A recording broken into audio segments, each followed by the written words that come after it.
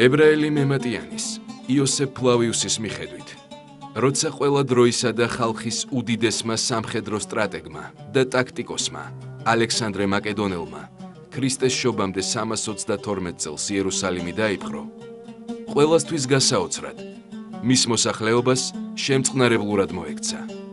მიუხედავად იმისა, რომ ქალაქი მაკედონელის მოსისხლემტრის, სპარსეთის მეფე დარიოსის მოკავშირე იყო.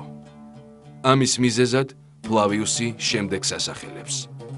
იმპერატორი მონუსხულა იერუსალიმის მეორე ტაძრის ბრძენკაცთა მიერ, ვისგანაც მიიღო პასუხი ყველა იმ არსებით კითხვაზე, რაც კი ძლევამოსილ მხედართ მთავარს აწუხებდა.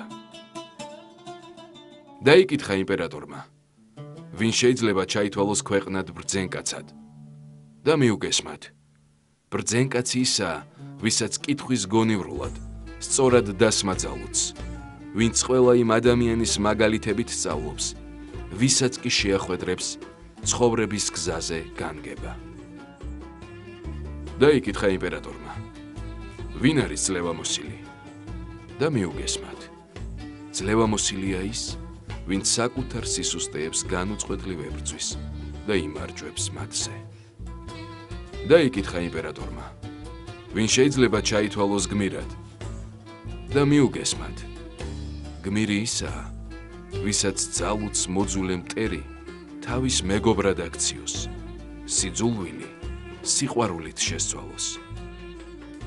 დაიკითხა იმპერატორმა, ვინ არის ქვეყნად პატივცემული და მიუგესმათ, პატივცემული ისაა, ვინც საკუთარ ღირსებას სცემს პატივს. დაიკითხა იმპერატორმა, ვინ არის ქვეყნად მდიდარი და მიუგესმათ, მდიდარი ისაა, ვინც კმაყოფილი და მადლიერია, ხარობს იმით, რაც გააჩნია. დაიკითხა იმპერატორმა ბოლოს, ვინ არის ამ ქვეყნად ბედნიერი და მიუგესმათ,